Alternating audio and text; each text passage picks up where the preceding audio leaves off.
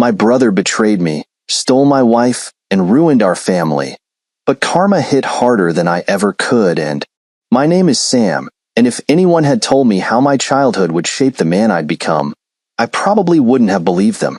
I grew up in a small town in Indiana, a place where the air was thick with the smell of freshly tilled fields, and everyone knew everyone else's business.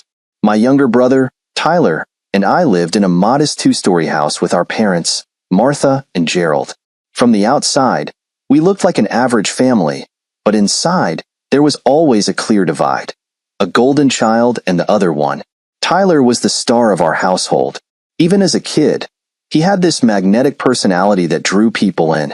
He was loud, confident, and always the center of attention. My mother adored him.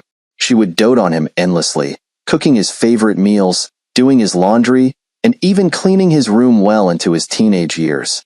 Meanwhile, I learned early on that if I wanted something done, I'd better do it myself. I wasn't bitter about it, at least not at first. I liked being independent and didn't crave the spotlight. But Tyler's charm came with a dark side that I bore the brunt of. Even as a child, Tyler knew how to manipulate situations to his advantage. He was cunning in ways that I couldn't have imagined at the time.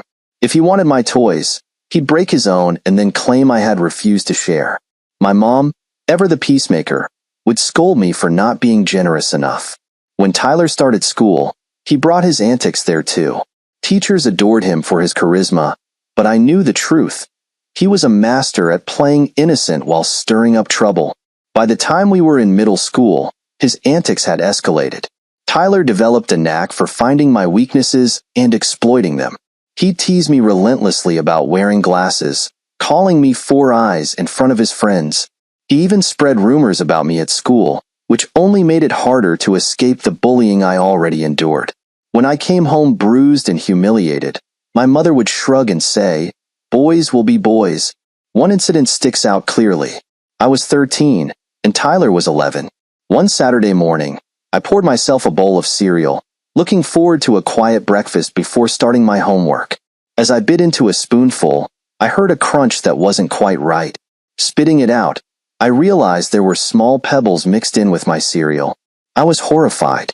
Tyler, standing in the doorway, laughed so hard he doubled over.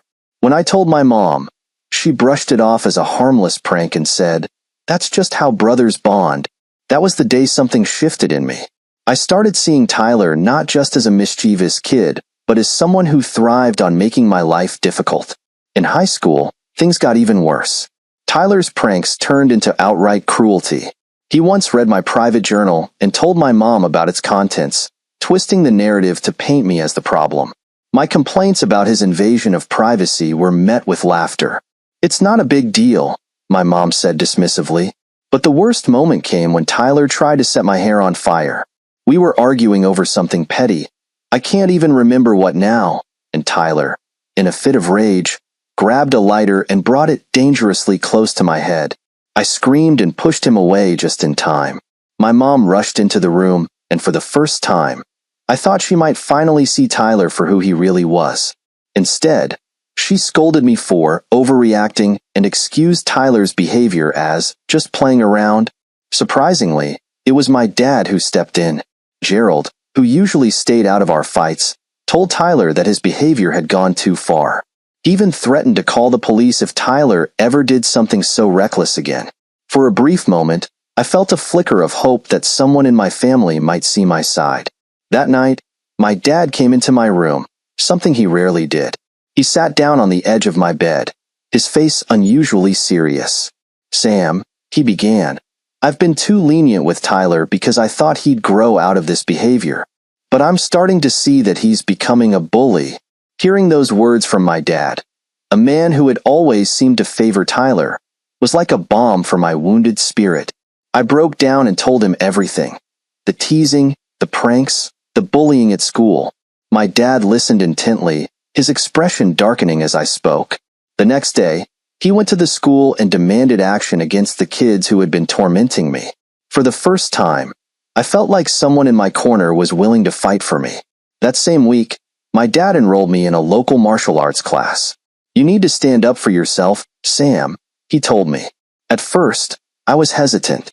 The idea of me, a skinny, bespectacled bookworm, learning to fight seemed ridiculous. But the classes were transformative. I not only learned how to defend myself physically, but also began to gain a confidence I had never known before.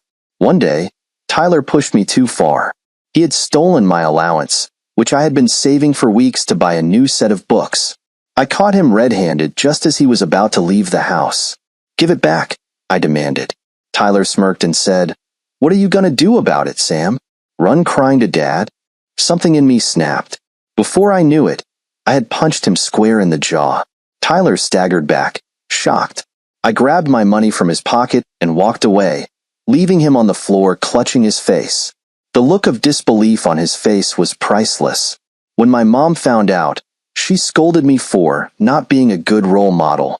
But my dad, for once, didn't side with her. He told Tyler, "You're lucky Sam didn't do worse. You stole from him, and he has every right to stand up for himself."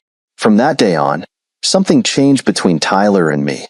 He stopped his physical bullying, though his verbal jabs didn't completely disappear.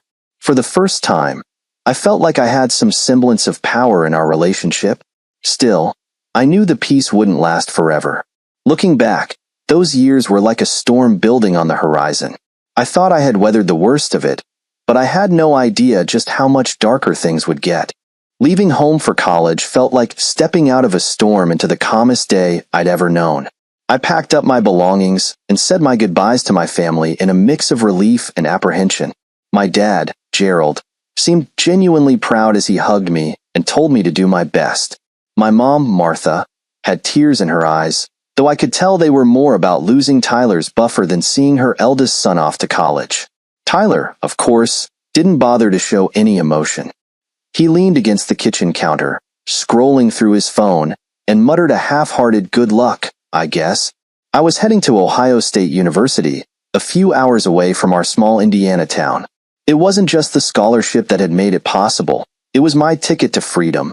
I spent the drive daydreaming about the life I wanted to create, one that wasn't defined by Tyler's shadow or the suffocating dynamic of my family.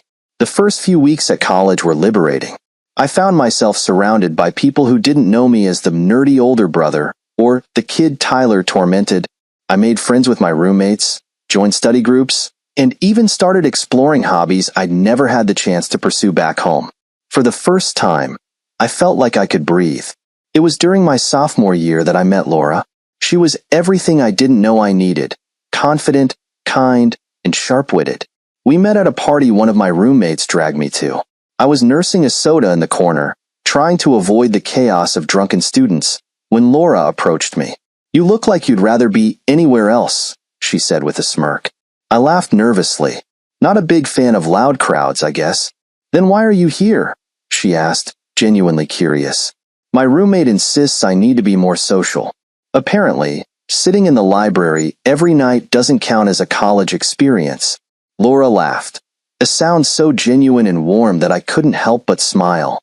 "Well, if you ever want to skip the noise, there's a great coffee shop downtown. They have the best chai latte. I could show you sometime." We exchanged numbers, and that simple invitation led to countless late-night coffee dates and conversations that stretched until sunrise. Laura was studying law, and her passion for justice was infectious.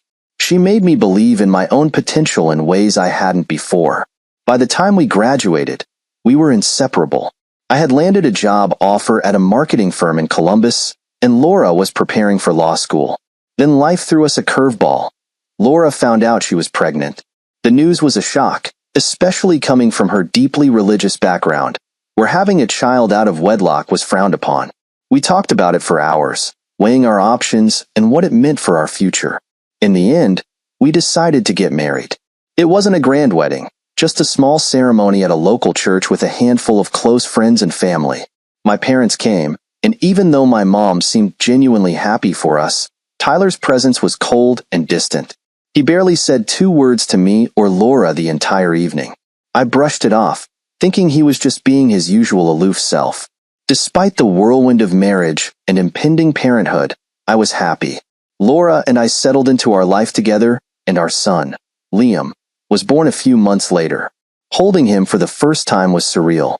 He was so small, so fragile, and I promised myself I would be the kind of father who was present, supportive, and loving. The kind of father I wished I'd had growing up. Our life wasn't perfect, but it felt good. I worked long hours at the firm, while Laura balanced law school and raising Liam. We supported each other through sleepless nights and financial stress. There were moments of pure joy, like Liam's first steps and his infectious giggles when I played peekaboo. I thought we had built a solid foundation, one that could weather any storm. But cracks began to appear in the years that followed. It started subtly, Laura becoming more secretive, her phone glued to her hand, her once bright eyes clouded with something unspoken. I didn't want to admit that something was wrong. I convinced myself that the stress of law school and raising a toddler was taking its toll. Then, one Thanksgiving, we visited my parents.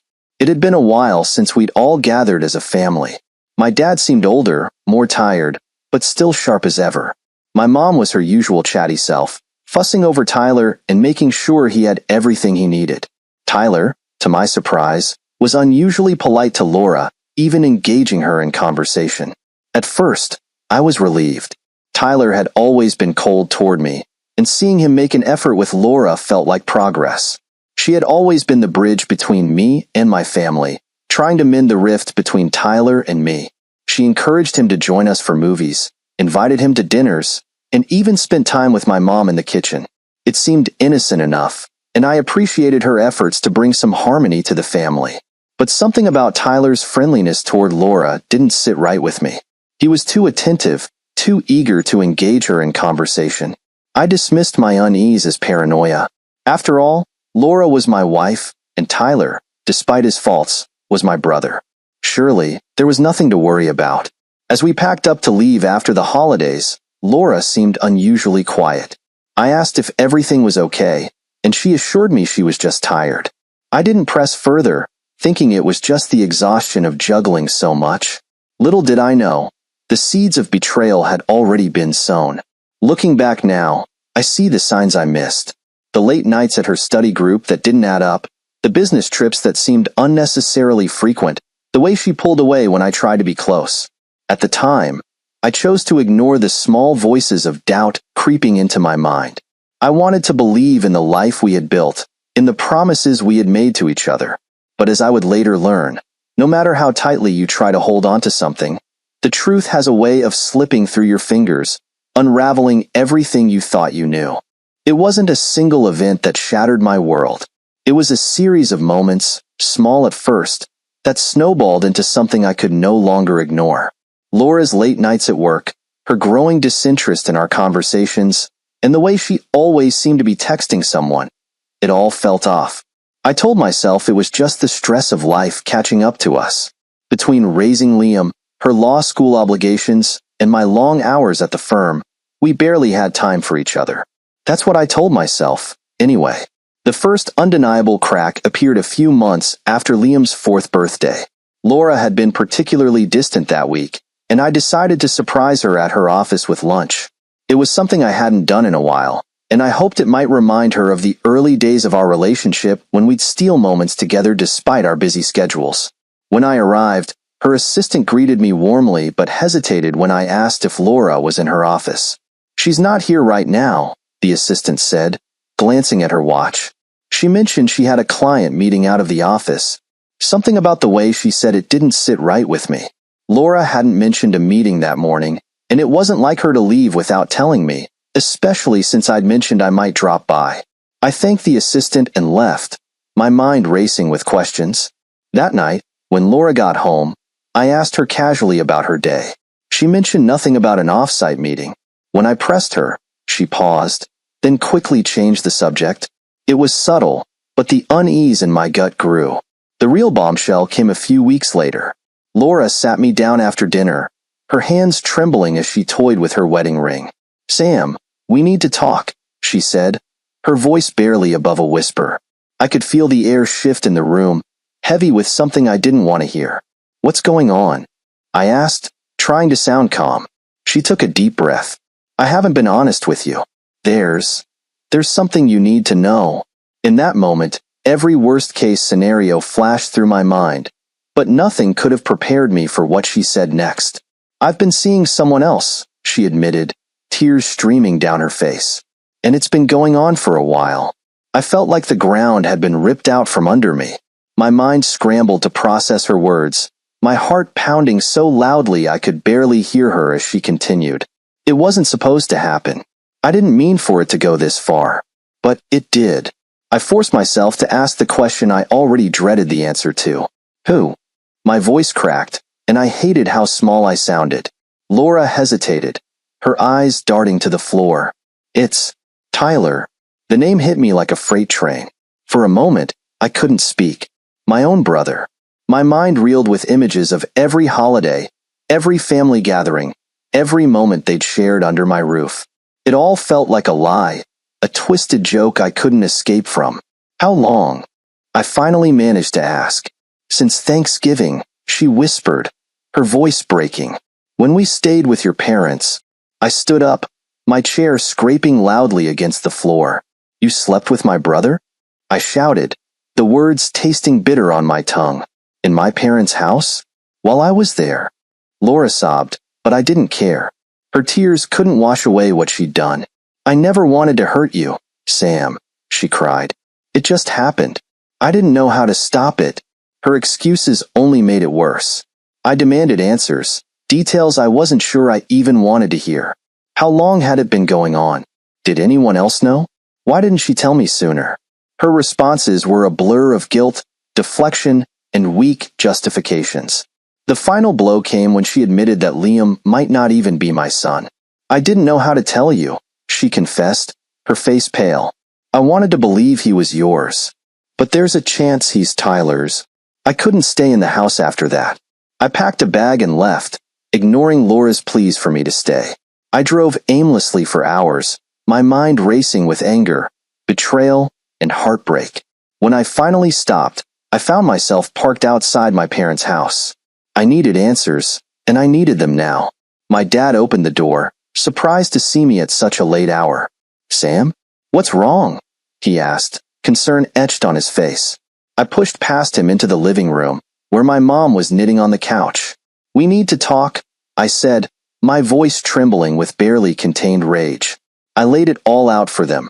Laura's confession, her affair with Tyler, and the possibility that Liam wasn't even my son. My mom gasped, her knitting falling from her hands.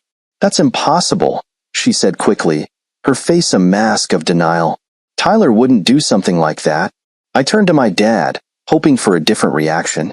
His expression darkened, and he sat down heavily in his armchair. "Did you call him?" he asked, his voice grave. "I will," I replied, pulling out my phone. "But I want you to hear it from him." I dialed Tyler's number and put the phone on speaker. He picked up on the third ring, his voice casual. "What's up, Sam?" "Don't what's up me," I snapped. "I know about you and Laura. She told me everything." There was a long pause before Tyler responded, his tone defensive. "She's lying," he said quickly. "I didn't do anything. Don't even try to deny it," I said. "She admitted it, Tyler. She told me everything." Tyler's bravado cracked. "Fine," he muttered. "Yeah, it happened. But it's not all my fault. She came on to me, Sam. What was I supposed to do?" My dad's face hardened, and my mom's hands flew to her mouth in shock. "You're unbelievable," I said, my voice shaking. "You slept with my wife, Tyler. And now Liam might be your son. Do you even understand what you've done?" Tyler tried to deflect, blaming Laura for the affair and accusing me of being overdramatic. But the damage was done. My dad grabbed the phone and told Tyler in no uncertain terms that he was no longer welcome in our family. "You've betrayed your brother and this entire family," he said coldly. "Don't come back here." As my dad hung up, I felt a mix of anger and vindication. For the first time in my life, Tyler was facing real consequences for his actions. But the satisfaction was fleeting. The betrayal had already cut too deep, and I knew things would never be the same. Leaving Laura was one of the hardest decisions I'd ever made, but it wasn't one I could avoid. After her confession and the devastating paternity test results that confirmed Tyler was Liam's biological father, I knew there was no salvaging our marriage. Trust had been obliterated, and every time I looked at her, I saw betrayal. As much as it broke my heart, I packed my things, filed for divorce, and moved into a modest one-bedroom apartment on the other side of town. The first few weeks were unbearable. The apartment felt cold and hollow, a stark contrast to the home I had built with Laura and Liam. I had lost not just a wife, but the child I had raised as my own. Cutting ties with Liam was a choice I agonized over. I loved him fiercely, but every time I looked at him, I saw Tyler. Staying in Liam's life meant staying tethered to Laura and to the pain of her betrayal. I told myself it was for the best, for both of us. Laura called constantly in the weeks after I left. At first, she begged me to come home, insisting we could work through it. When that didn't work, she shifted to anger, accusing me of abandoning Liam and being selfish. Her calls became less frequent as the reality of our divorce set in, but I still felt the weight of her words. Some part of me wondered if I was cruel for walking away from Liam, but every time I doubted myself, I remembered the lies, the betrayal, and the years of deception. I had to protect what was left of my sanity. Therapy became my lifeline. At my dad's urging, I started seeing a counselor who specialized in betrayal trauma. At first, I didn't think it would help. Talking about my pain felt like reopening wounds that were already too raw. But over time, the sessions became a safe space to unpack everything I had buried over the years. Not just Laura's infidelity, but also the years of torment from Tyler and the toxic dynamics of my family. For the first time in my life, I began to see how deeply those experiences had shaped me. My dad was my rock through all of it. Gerald had always been a man of few words, but after the fallout with Tyler, he stepped up in ways I hadn't expected. He called me regularly, invited me over for dinner, and even offered to help me with legal fees for the divorce.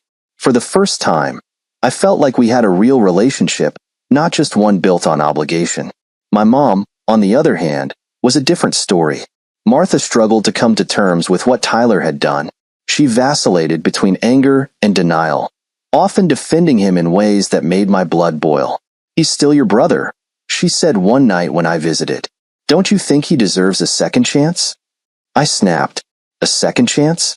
He slept with my wife, Mom. He fathered her child. How do you come back from that?" She fell silent, but I could see the guilt etched on her face. I wanted to believe she understood the gravity of what Tyler had done, but her actions told a different story. A few weeks later, I found out she had been secretly talking to him. He had called her, pleading for help, and she had promised to mediate between us. When I confronted her, she broke down in tears. "Sam, he's struggling," she said. "He dropped out of school. He can't afford child support. Karen is demanding money he doesn't have." "That's not my problem," I said coldly. "He made his bed. Let him lie in it." My dad overheard the argument and stepped in, his voice firm and unyielding. "Martha, if you think what Tyler did is forgivable, then we have a bigger problem. I won't stand by while you enable him. He betrayed this family, and he betrayed Sam. If you want to keep talking to him, then maybe you should go live with him." His words hung heavy in the air. My mom didn't say another word, but I could see the conflict in her eyes. She loved Tyler, but even she couldn't deny the damage he had caused. Meanwhile, Tyler's life continued to spiral. He had dropped out of college after my dad cut him off financially, and he was working part-time as a mechanic to make ends meet. My cousin mentioned in passing that he and Laura were now living together, raising Liam as a couple. The thought of them playing house made me sick, but I tried to focus on the positives. At least Liam would have both his biological parents in his life, even if the circumstances were twisted. As for me, I threw myself into work. I took on extra projects, stayed late at the office, and poured all my energy into advancing my career. It wasn't just a distraction. It was a way to prove to myself that I could thrive despite everything I had been through. My hard work paid off. A few months after the divorce was finalized, I was promoted to a management position, and my salary increased significantly. For the first time in years, I felt like I was moving forward. I also started exploring new hobbies. I joined a running club, took up cooking, and even started volunteering at a local mentorship program for at-risk teens. It felt good to pour my energy into something meaningful, to build a life that wasn't defined by betrayal and heartache. Still, there were moments when the pain crept back in. I'd see a father playing with his son at the park and feel a pang of longing for the life I thought I'd have with Liam. I'd hear a song that reminded me of Laura and feel a wave of anger and sadness all over again. But each day, those moments grew less frequent. Slowly but surely, I was healing. 2 weeks ago, my dad called me with unexpected news. "Sam," he said, his voice serious, "I've decided to change my will. I don't want Tyler to get anything." I was stunned. My dad had worked hard his entire life, building a small fortune through careful investments and saving. His estate was worth close to $2 million, and now he wanted to leave it all to me. "What about Mom?" I asked. "She'll still have the house as long as she needs it," he assured me. "But Tyler doesn't deserve a penny. He made his choices, and now he has to live with them." I didn't argue. My dad's decision felt like validation, a recognition of everything I had endured. But it also felt heavy, like a reminder of the family I had lost. A few days later, Tyler found out about the change. He called me, desperate and pleading for help. He said he couldn't make ends meet, that Laura was pressuring him for money, and that he couldn't do it alone. I laughed bitterly.